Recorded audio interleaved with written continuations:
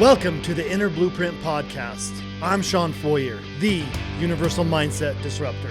With over 20 years of turning blueprints into thriving home improvement businesses, I've learned that the strongest foundations start in your mind. Whether you're building a business or your own success, we're here to reshape how you think and face daily life and always remind you to enjoy the ride. Well, hello, and welcome back to another episode of Inner Blueprint, the podcast. I'm Shawn Feurer, here with the beautiful, amazing Kaitlin Feurer. And today we're excited to bring you another exciting, inspiring, lovable guest that I just can't wait to get to this episode. And just so you know, stick around. Today we're going to be talking about the power of your self-image, how showing up powerfully, authentically as you creates amazing things in your life. And today's guest, talk about him a little bit. You know, Brett is someone where you meet him and you instantly feel loved. He is just, all of a sudden, you're best friends. To Brett, a stranger is just a friend he has not met yet. Yes, and this gentleman has so many friends. I'm so happy that we're considered a couple of his friends, but he is the passionate visionary owner of Kitchen Savers, a company dedicated to transforming kitchens with innovative solutions and exceptional craftsmanship. With years of experience in the industry, he's built a reputation for delivering high-quality, customized kitchen makeovers that bring beauty, functionality, and value to every home. He's very focused not only on his customers and their experience, but also his employees. Yes. I know he invests a lot in his team, in both training around products and process, but also in their mindset. Yep. A lot of his team has worked with us. He's an amazing father, husband, one of our best friends, actually. We love spending time both professionally and personally. And let's just get him on, because I can't wait to bring this energy onto the podcast. Please welcome Mr. Brett Cohen. Hi, Brett. Hey, Shawn and Kaitlin. How are you guys today? There was a lot of pressure in that. Good thing you've got a strong self-image to step into it, right? Seriously. I mean, I'd be really in big trouble right now. But you guys are absolutely two of my closest friends, and you should absolutely know that. And yes, it might be that they're strangers or just friends I haven't made. That's so true. But at the end of the day, I value you so much in my life. I can't even tell you. I feel like I text with Shawn and so much. I felt bad when I texted Kaitlin later on her birthday than I should have. It's okay. Well, you're definitely forgiven for that. Well, the Jewish guilt runs deep, so you got to make sure you get it out. Well, yeah, we only have to forgive if we condemn, and there's no condemnation there, so no forgiveness necessary. Definitely not. Definitely not, Brett. Not at all. I've never felt that way from you. In fact, the only thing I've ever felt is acceptance and love. And that is two amazing things to be able to have because, when it comes to really understanding who you are and even self-image, you're as good as the people you surround yourself with, right? 100%. Yeah. And again, with a strong self-image, you tend to surround yourself with better people because you love yourself more. You tend to attract more people. And I think that's true of our relationship and friendship. I don't know, for this episode, Brett, we talked a little bit. I would like to talk about your self-image, but let's talk about how we met, because you and I met when I had become, instead of just being a member of Certified Contractors Network, I'd become an employee, and I was running their sales boot camp. And I broke the rules for you, if you remember, because you were a little gun shy. You'd paid a training organization for some not so good training. Tell us your point of view. How did that come about when you and I met? It's really great because back then we were looking at CCN, and I remember speaking to you and having these great conversations. And at the end of the day, we ended up not going with CCN at the time because we had heard so much about this other training organization. I thought it would be a better opportunity for the business. Well, it turns out that, sometimes the simplest solution is right in front of your face and you don't always want to accept it. We got burned. We spent a lot of money on another training organization, and I should have just gone from the get-go, but you did break the rules for me, Shawn, but you did it with the knowledge and the ability to say, hey, listen, this is going to be beneficial to you, so much so that I know you're going to leave here wanting to be a member. Yes. And not only that, as you know, we went to sales boot camp. It was great. We had a great time. I had a really wonderful time. But more importantly, I saw what the quality of the people in the room were like. And I saw the quality of what the trainer was like. Yes. And we became diamond members. Yes. Which is the highest level right away, because, if I'm going to jump into something, I'm jumping in wholeheartedly and I'm going to just go for it. And I've never looked back. No. Well, it's so funny because again, breaking the rules, I let Brett and I had to get approval. They got to attend and see what the boot camp was like. And I'm just going to say shame on me for not being a better sales rep originally and getting you into the right program. But everything happens in perfect timing. And honestly, you became a member. We worked together. And then we had a little break in our friendship. And it was so funny because you and I have talked about this. I didn't know what I was going to do. I'd started doing a little bit of coaching. Then I found my mindset. And then I started reaching out. And Brett has a lot of people coming at him. And I would text him, and I didn't hear from you for, I think it was like 2 years. Mm-hmm. And at some point, my self-image was like, did I do something to make Brett mad? I haven't heard from this guy in years. And then I can't remember exactly. How did we reconnect? Because I remember you reached out to me and it was the perfect time for both of us, actually. It really was. We were actually looking to hire a sales manager for our company. And first of all, you're so right. In fact, my own wife, Julie, yells at me about not replying to text messages, which I am constantly working at getting better at. It's like one of those things that I need to be very self-aware, but you're always telling me I need a personal assistant, right? For the reason that somebody else to just read my emails and everything, which would be great. Yeah, you do. But, the people in my life, and I will say this, I could not connect with them for 6 months, a year, 2 years. If there's someone that I value and I want around, I know that I can start at the exact same spot I left off when I reconnect. And that was exactly what happened with you and I, Shawn, because you're right. You did reach out to me. I did not get back to you. So shame on me. It has nothing to do with you. I'm like, I got something cool for you, Brett. I got something cool. But that's what I love about Brett is Brett is a person that can sell anyone on anything. Like he could sell ice cream Eskimo. But Brett is not easily sold. No. He is not one that can be sold, but he can sell. He can sell anyone on anything. Yes, that's true. Well, that's true. I appreciate that. I do love selling. In fact, the first time I ever made sales, my mom made me return money, and I'll get back to that in a bit. But I was a really young kid. But, what's really interesting was that I actually reached out to Greg and Mark Olson from Cromweedy and Redo Cabinets. And I said, hey, do you guys have a good program for disc? Do you know anyone who does that? And they're like, Shawn. And I'm like, oh my God, I haven't spoken to Shawn in forever. Let me reconnect with him. I message you. And what's really funny, and this comes up in everything, it's not, always about the right timing or whatever, but it is about sometimes things happen for you, not just to you, right? It's what we always talk about in Inner Blueprint. Yes, absolutely. Well, I was feeling this immense emptiness at the time also. I was having trouble with certain connections in my life and just trying to figure out what I really wanted. And I couldn't figure out what that was. And it was frustrating me beyond belief. So you and I started into a conversation about DISC. It ends with, hey, let me tell you about what else I'm doing. Yeah, Brett, what do you want? What do you want? Right? And I will tell you, joining up with you and Inner Blueprint was one of the best decisions I ever made. For me personally, for my life, for my well-being, for my health, for my finances, everything. Okay. Being a member of our Solaritus group also. And, because of you, both of you, I've been able to enhance my friendships and grow new ones and really dial down to who I want and where I want to be. And that's so important to me. That's what it's all about too. Yeah. And like we said, we hadn't talked in years. We started talking DISC, and you were the easiest sell in the world then, because I started talking about the mindset program and what we were doing. And it was like we'd never left each other, man. It was like, let's go. Like you said, I want a weekly call with you. I want to join this program. I want to get some people involved. And as they say, the rest has been history. We've built an even better relationship, both personally and professionally. What's been one of your biggest takeaways so far from the mindset work that you've done? You mentioned there you had a lot of benefits. If you had to say one awareness that's come into your experience from doing work on yourself, what is it? Yeah. That is a great question. And it's so funny because it depends on the day and the time if you were asking me that.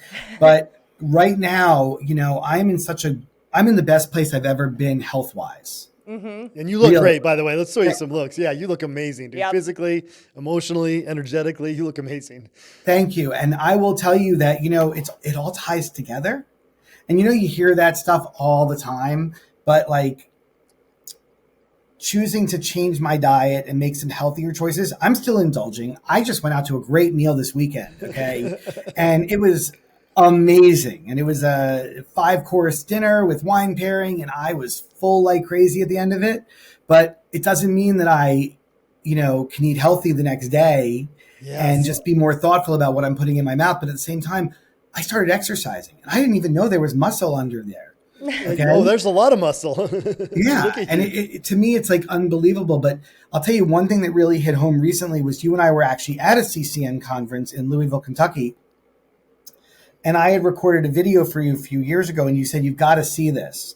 And it actually was in your display. And I look at it and I'm like, didn't even recognize the person there. You're like, who's that guy, right? It's crazy. Yeah, it's crazy. Well, that's why, we focus on the trifecta, Brett, and that's exactly what you're talking about, your finances, your health and wellness, and your relationship with yourself. And you have just embodied all three of those areas to the fullest. Well, and I do. Thanks for bringing that in. And Kaitlin, because with the trifecta, and when we're teaching this, I always talk about if you pick one area like health and wellness and you find a limiting belief there and you work through it, you've just expanded yourself in your money and in your relationships. And that's basically the experience you've had is as you work on one part of the trifecta, all parts get better. And that's the most beautiful thing about this mindset work is inside out. And then one other thing I just have to point out, because when I started with Bob Proctor, he literally said, Shawn, if you want to be healthy, wealthy, and have friends all over the world like I do what I say.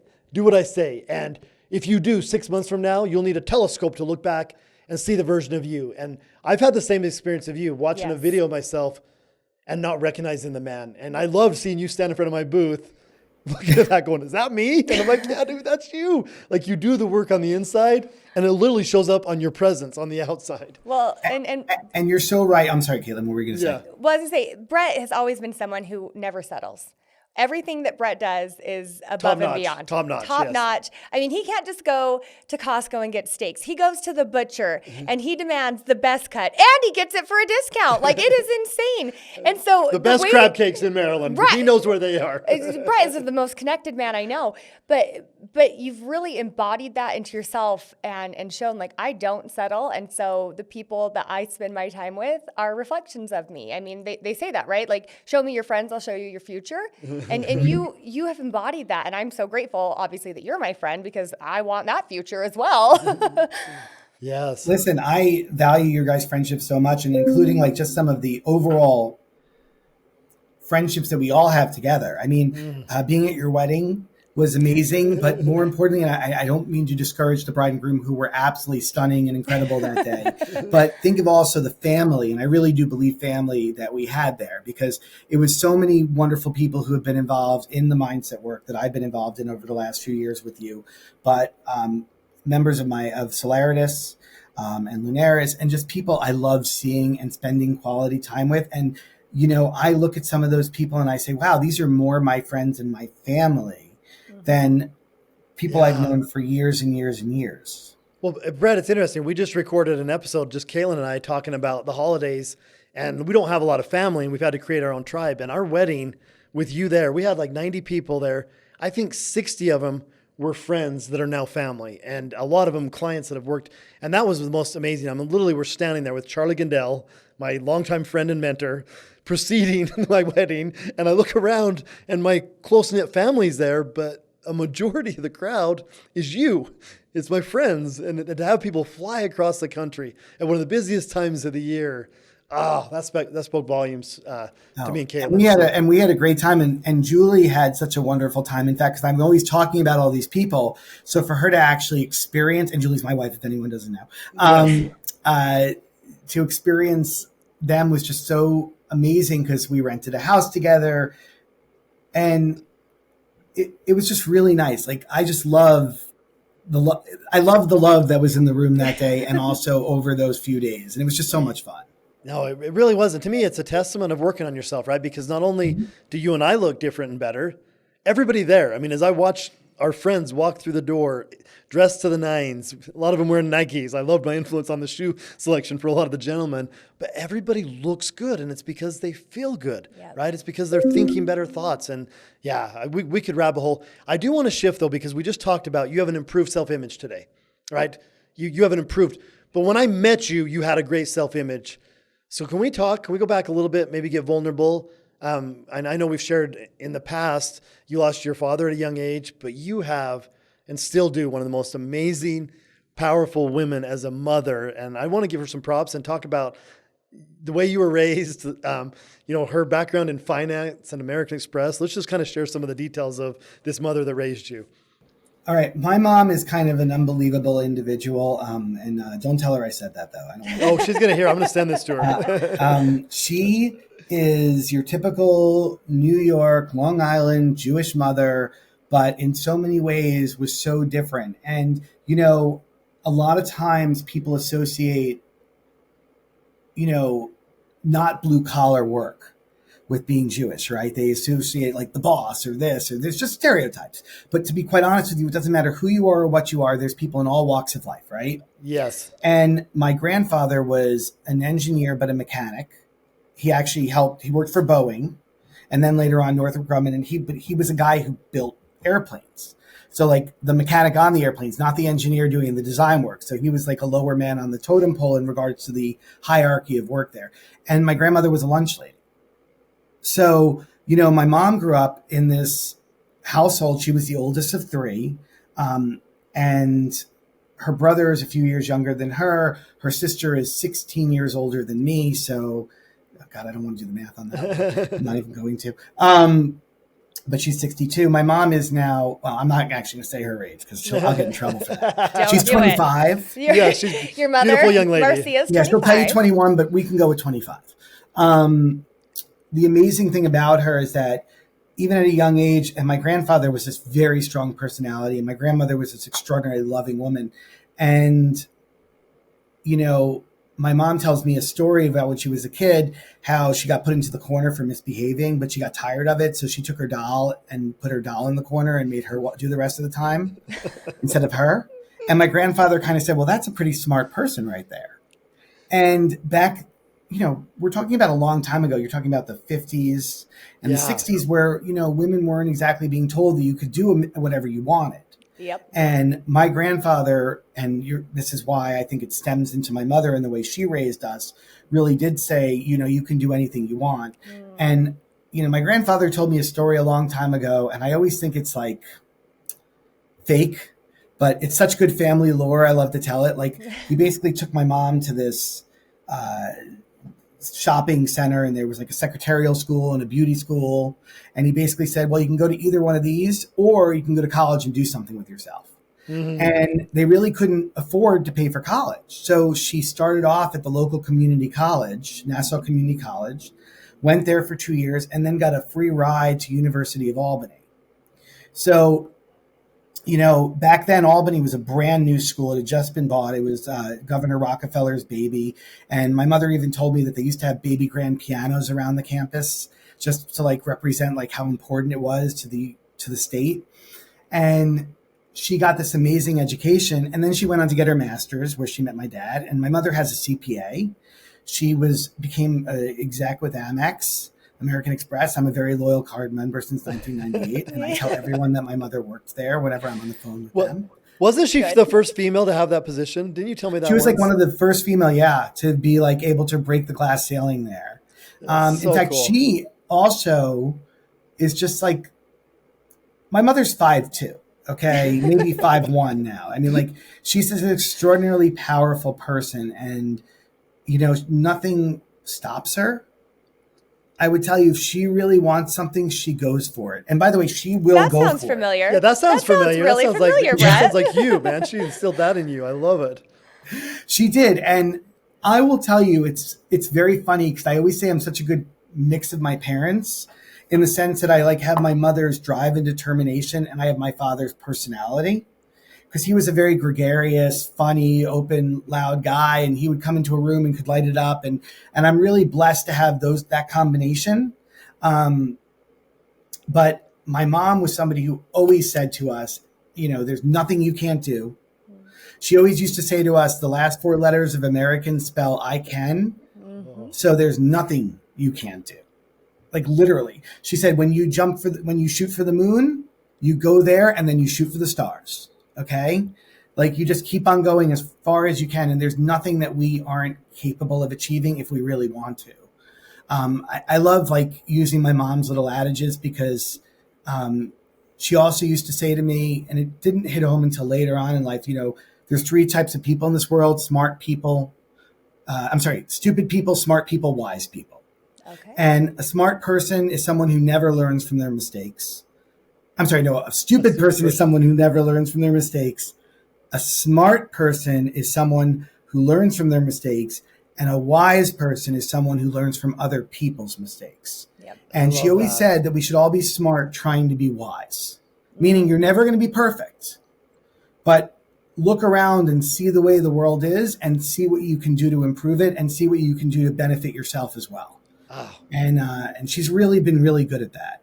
Well, and I love that you say that, because that's my mission in life, Brett, is to get people to realize that you can do anything that you set your mind to. Like, you are the only person holding yourself back, and it could not be from you. It could be from paradigms. It could be from someone else, right? But my mission in life is for people, all the way from the little kids I coach up to the adults. You can do anything you put your mind to. And Brett, you embody that. And I love that it was just instilled by your mother. That makes me so happy. Well, and for listeners, as you're listening to this, in the inner blueprint work that we do, and Brett's part of our program and some of our groups, you get programmed from birth. And Brett is just sharing the programs he was given, right? His mom told him he could do anything over and over and over again until it became a belief. And listeners, if you had that, you probably have a similar image to Brett. But if you heard something different, I heard some things different. My mom loved me as dearly as Brett's mom loved him, but she had some insecurities. And so she would tell me things like, money doesn't grow on trees. Shawn, you have wine tastes on beer budget, kid. Like some limiting thoughts. I had big ears. She didn't like my ears because they reminded me of my biological dad, like silly things. But if you're listening to this, just take perspective, right? Not all of us had Brett's mom. And so some of us have to do extra work. And even though Brett had his beautiful mother, he's still doing the work. So I just want, if you're listening to this, the point of hearing this is take it with you. How were you raised? Do you have good confidence? If not, you can change that. If you were given good confidence, you can still make it better. And Brett is a living example of somebody who had amazing self-image when I met him. And he's just improving it. He just keeps going. So, keep talking about your mom, dude. I love this. Well, it's funny. When I actually turned, I can't remember if it was 25 or 27, I called my mother up and I said, "You were right." And she goes, "About what?" I go, "Everything." and like every child should do that to their parent in life, because the truth of the matter is, and as a parent now, we're always trying to make sure our kids are safe and that they're good and they're happy. And, sometimes the folly of youth sometimes is it's a beautiful thing, because you're willing to challenge, right? Everything. And I understand this adage now where sometimes the qualities in your children now will benefit them later in life, even though you don't always like them now. So you don't want to be able to say, don't do that. And my mother was very good at always saying, listen, there's going to be consequences here if you go in that direction. But if you want to go in that direction, you're going to do it. Yeah. Nobody makes perfect choices in life. And I will say this, everybody does what they want to do. But, one thing about my parents, and particularly my mom, was that she wanted to make sure that my brother Michael and I had the best circumstances possible in life. And she did that by getting us into, we lived in a great neighborhood with great schools, but we weren't like we had a lot of very uber wealthy people around us, but we were not that. But we did have vacations. They sent us to sleepaway camp. And, when my parents were getting through everything, sleepaway camp's really expensive. Okay. I never realized how expensive it was until I actually started sending my own son to sleepaway camp. And I called up my mother again and said, I just really appreciate it. I also asked her if she'd be interested in sponsoring Benji's sleepaway camp. But, they never made us feel like, even if they didn't have the financial resources, she always figured out a way to make sure her children had what they needed, and also went above and beyond. And, that was such a brilliant thing on her part, because we never felt or like we didn't have, if that makes sense. And we weren't spoiled by any means. My parents were never big into cars. Like, my dad drove around in this old Cadillac type car that was pretty, it was this red one. People used to call it the Barry Mobile.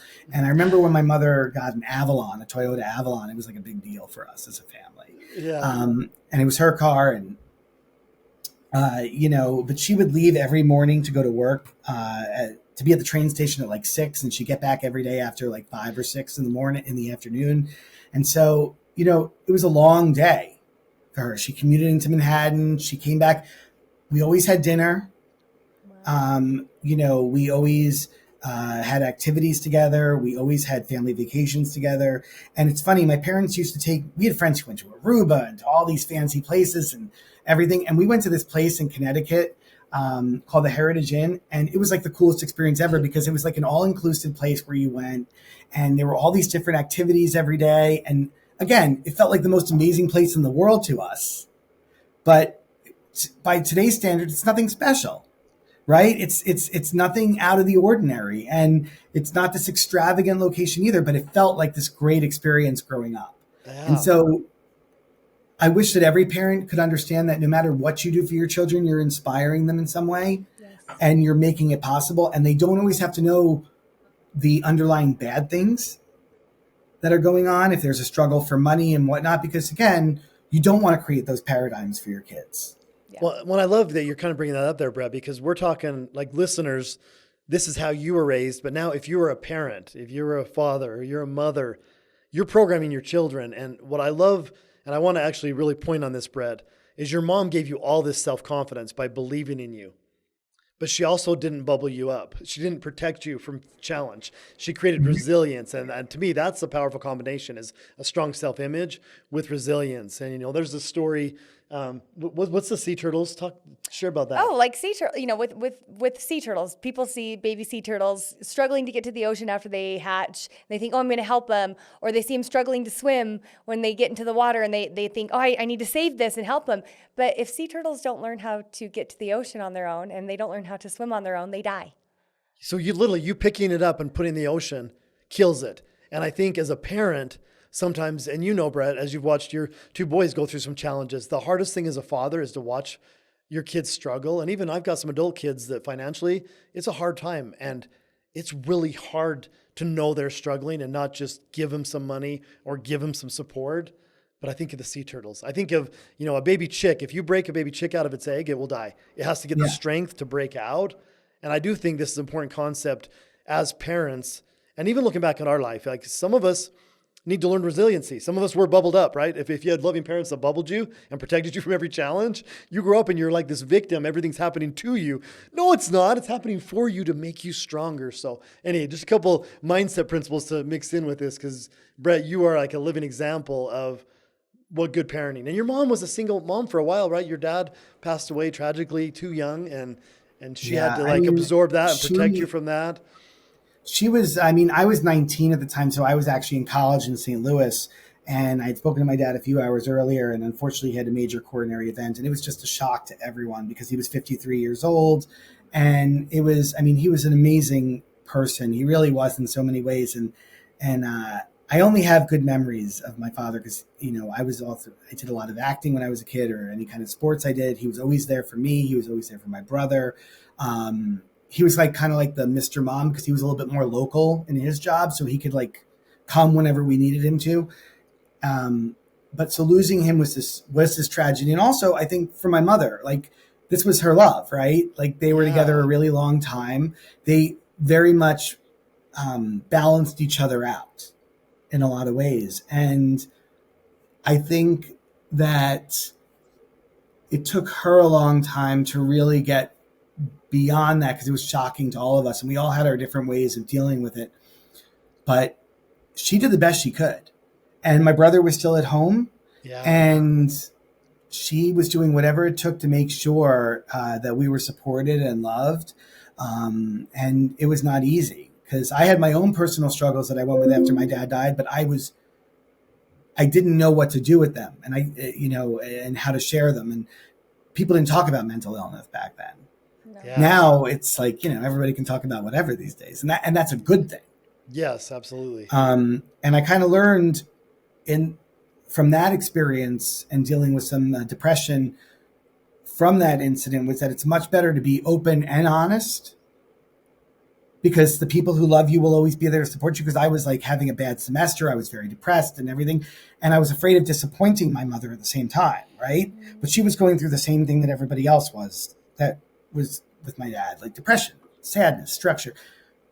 We all should have been there for each other in a different way. And because I was in St. Louis, it was hard to reconnect and find that. But, you know, I got the support I needed. And because of my mom and everything, I was able to climb back up together. And she made sure that I had the resources I needed. And it was okay that I screwed up. Because, you know, what happens? Failure leads to success. We talk about this all the time. Yeah, failing forward, right? Just keep getting back up, getting back up, getting back up. Yeah, I actually hate it. And I use the word hate very loosely here. Or dislike it greatly, as my grandmother would say to me. When people view failure as a thing that's bad. Yeah, I agree. Because, you know, you're going to make mistakes in life, but the question is how you handle them. I say the same thing about our company, right? You know, the measure of a good company isn't what happens when everything goes perfectly. It's what happens when something goes wrong. Yep. And how they handle it and how they deal with it. And, you know, we have struggles and trials and tribulations. And I think because of losing my father at an early age and going through certain aspects of depression and dealing with that and understanding what family is and how important that is, I've been able to say, okay, when somebody, you know, a punch comes in the direction of me, I'm able to like say, okay, how do I handle it? Mm-hmm. And it's not a big deal. Like the world could be falling apart around me and people will say I'm usually pretty good at staying calm because there's a solution there. We just need to look at it. Yep. So many people get caught up in the bad part. They don't see the forest through the trees. And I think that that's something I've really worked on over the years. And obviously, you know, our work together has made me realize that. Watching my friends and colleagues that are in our group, in our blueprint, I'm just so amazed by them. And I learn from them all the time. And DJ being someone who I just constantly, you know, see this immense growth and almost like this shining star sometimes, you know, because he just gets it. And I learned something from that and the way you two interact. And, you know, you guys have such a wonderful, happy marriage because you've had struggles in other relationships, right? Yes. Well, I think and even when things happen, you get through it. It's not that big of a deal for you. Well, let's shift this because my two favorite things about you are, one, your self-image, which we've just talked for a good part of the episode. Let's shift it to how you can change anything with a positive attitude, because you've had some challenges this year in the business and you've had some people in your finance department coming to you with like, oh my gosh, what are we going to do? And you literally, they think you're on the moon. They're like, how can you be so positive and happy? But just like you described, you know, and me and Kaitlin, we both had challenges, lost loved ones, challenging relationships, some financial struggles. We're grateful for all of it because we wouldn't be here having this amazing conversation, having one of the best years of our life, if we didn't get to struggle. I literally say I get to struggle sometimes. And the law of contrast comes in where when you have some struggle, when you get to the other side of it, it makes winning, succeeding, that much sweeter, man. It's the cherry on top. No, I would agree with that. 100%. And I say this, you know, it's nothing in life is ever fluid. Okay. You know, as they say in the Big Lebowski, you know, you've got your ups and downs, your strikes and gutters. And I love the analogy there because really bowling's a game. Things are going to happen. Sometimes you'll end up in the wrong spot, but you have to figure out your way to navigate out of that. You can't just stay there. Yep. Yeah. And I think that having gone through 2008 when everything, you know, collapsed, and seeing what we were still able to do with growing Kitchen Saver and make it better. This was just another transitional period for our company. You know, it's funny. I used to do everything, right? Just like all of the other business owners. Yeah. And you love to sell. You used to do a lot of selling. Yes, I do. And I've actually learned not to sell anymore because running my business is much more important, but also working on the business and not in the business is more beneficial. Yes. And listener, if you own your business and you're still selling, you're wearing all the hats, you're in production. Get out of the sales stand. Unless you absolutely just love it more than life itself. You know, Brett loves to sell, but he's realized he's more valuable as a visionary of the company. And even though he can, doesn't mean he always should. And it's just been recently that you finally 100% hung up your sales kit, right? It's done. Can we announce that? Oh, yeah. No, I'm just going to say this. It's like, here's the thing. It's like, being a business owner, if you're working on the business, you're constantly working on big ideas, big goals, and you have the right people under you directing the day-to-day operations. And the one thing I've learned is not only about having the right people in the right seat through EOS, but also it's like trusting the people you put into those positions that they are going to succeed. Yes. They are going to have moments of failure. They are going to have moments where they need assistance, but that's what you're there for. But you also have to let them run the department, because otherwise we come in and we cause more problems. And my most recent example of me learning to not sell ever again was I sold to a family friend. All right. Somebody who I shouldn't have sold to. We've all been there. We've gone above and beyond. And unfortunately, the way that an owner is going to operate is we, of course, want every single customer to have the best experience. But when it's our customer, we want them to have even a better experience. Yes. Do you know what the reality of that really is? Take that energy. Forget about selling. Forget about doing all these other jobs. Put that into creating the right person in the right seat who's able to carry on that mission and that vision and that concept to the customers, to every customer. And I'm learning that more and more. But this last job really made me realize, you know what? I put so much energy into something that was so myopic or nearsighted because it was one thing, as opposed to putting it into the big picture of the company. Yes. So we've been really focusing on driving that home now. So sometimes you need to learn in a situation like that. But I do love selling a lot. Well, and one thing too, and just for listeners, a lot of people in the home improvement industry are getting into EOS, and it's a great process, but with a great process comes some self-limiting beliefs, right? And sometimes the owner, as a visionary, has trouble getting out of the way. And maybe you can speak to that, because I know with you, you've got great people. Your sales leader, Annika, Brian, Tish, great leadership team. Katie, she's awesome. Katie, yeah. Courtney, that we're working with now, is your sales rep. I'm going to shout them all in case they listen. My clients, you guys are amazing. But Brett, you've had to learn to get out of the way, and it's been an inner blueprint and the mindset work that has helped you trust more, let go more, right? And I think for listeners, if you're dealing with a situation in your company where you keep getting in the way, you might need some mindset work. How has it helped you be a visionary, use EOS to the level it's supposed to be used, because it's a great system, when you get out of the way as a visionary, right? Yeah, I mean, I'll put it this way. Is like, we always talk about, am I enough? Yes. Right? Yes. And that's what this really is about, is that sometimes I think that business owners in any business sometimes get so far into the weeds, they don't think that anybody can do it the way that they want to do it. But also at the same time, they have these visions of being a bigger company, more resources, more financial health, more everything we discuss, right? But they are their own worst enemy. They get in the way of actually being successful for this very reason. And letting go is scary. Mm-hmm. Like you're not valuable anymore. Yeah, when you get a company running, and we've dealt with this with you a little bit, lots of other people in the program, you ask that the company runs itself so you don't have to be there every day. You get it to that point, and then you feel guilty and useless, and you self-sabotage and jump back in and create a bunch of fires. It's the craziest thing. And as a mindset coach, I have to witness this with a front row seat. And luckily we have some cool tools to get you out of it, but it's definitely something we deal with a lot, right? I mean, oh, 100%. And it's, listen, I get it. We are all big D's, okay? Yes. Like it takes a lot. There's a lot of risk associated with it. There's a lot of day-to-day. There's a lot of goods and bads and strikes and gutters and whatever. But at the end of the day, if you really want to grow, and I always hear people say, well, I can't really afford that person now. Well, bullshit. Sorry. I don't know if I'm allowed to curse. No, bullshit. yes, you are. Yes, bullshit. It is bullshit. You're right. Yeah. Because you'll find the money. You'll figure out a way to do it. Because Always I believe do. that the money will eventually come and take care of it. And by making the investment now, if you can change that investment and improve and grow the company.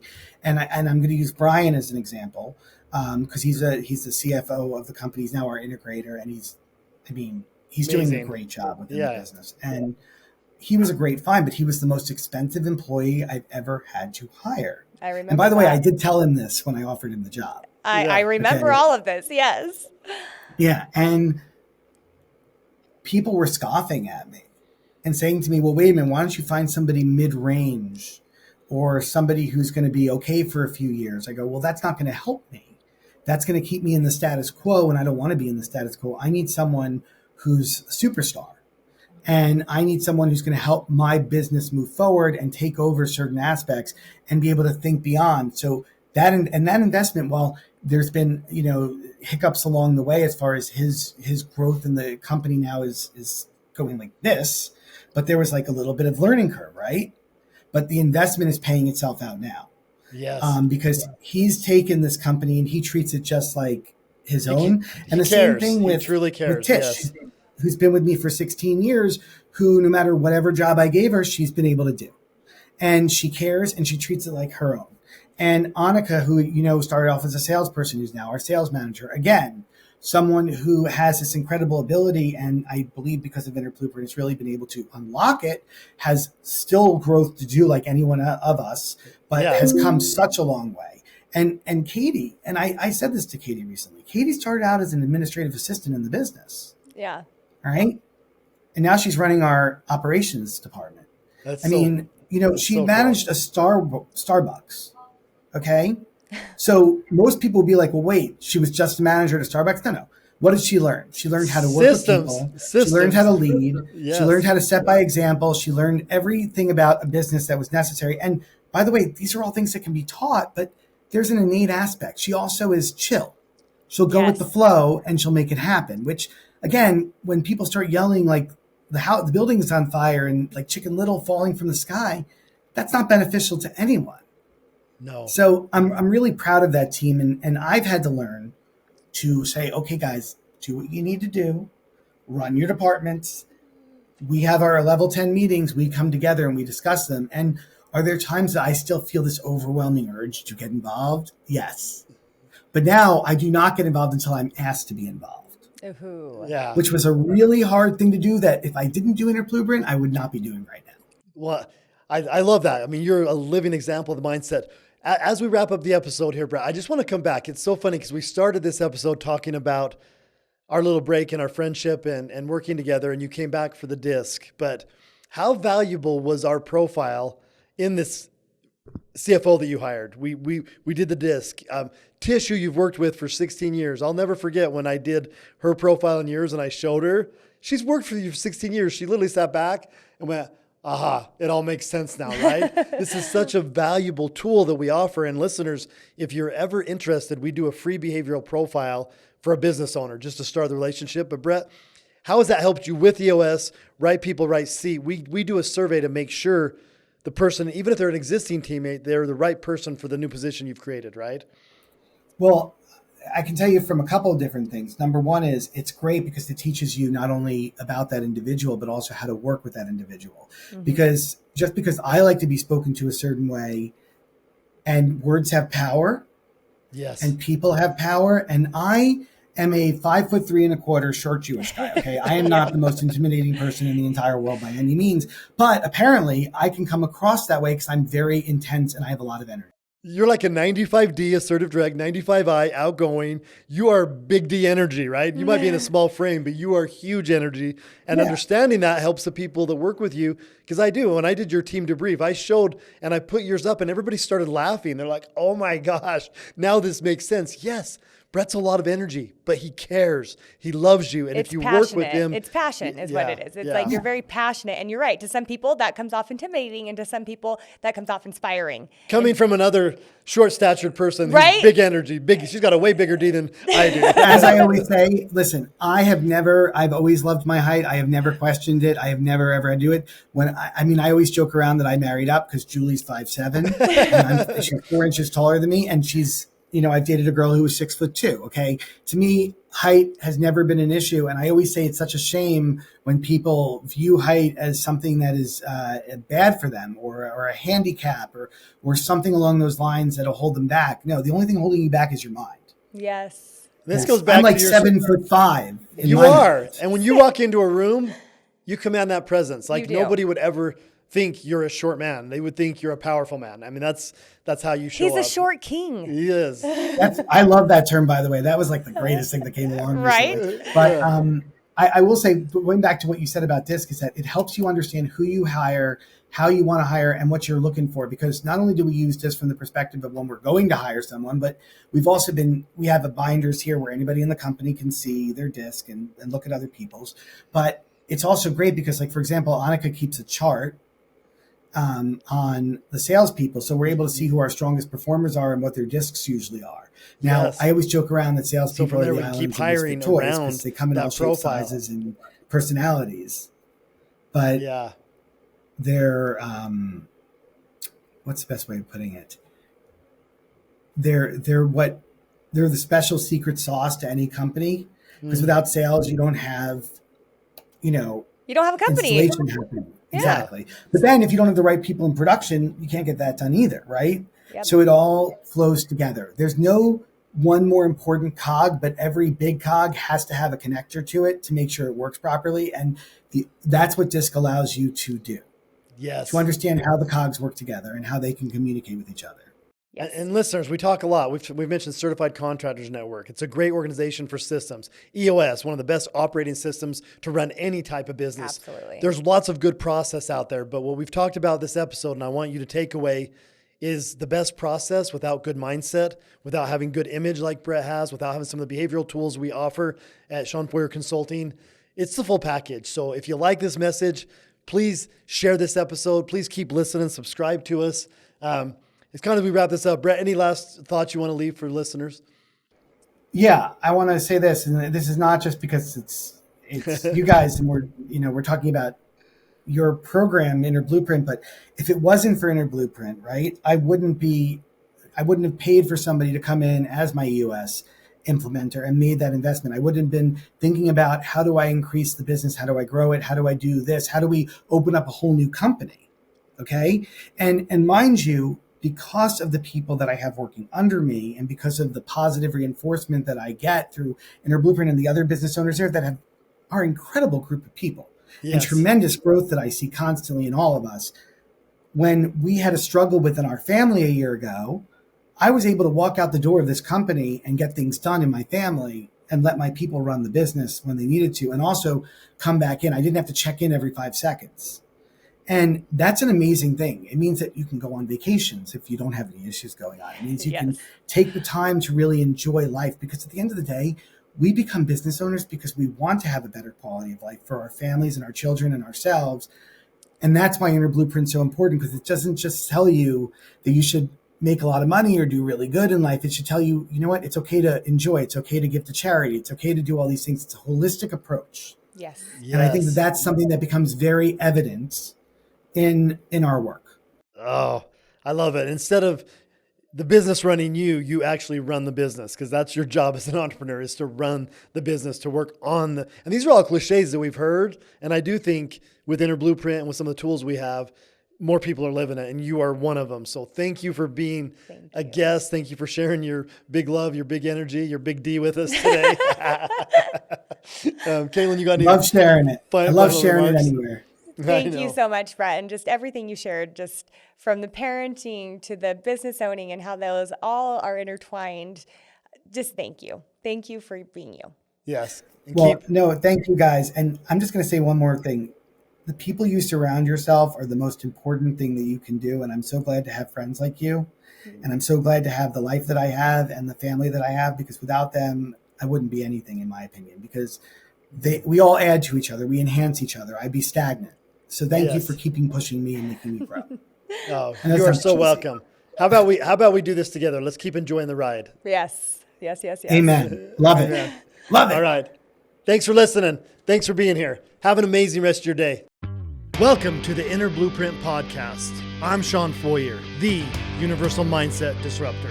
With over 20 years of turning blueprints into thriving home improvement businesses, I've learned that the strongest foundations start in your mind. Whether you're building a business or your own success, we're here to reshape how you think and face daily life, and always remind you to enjoy the ride.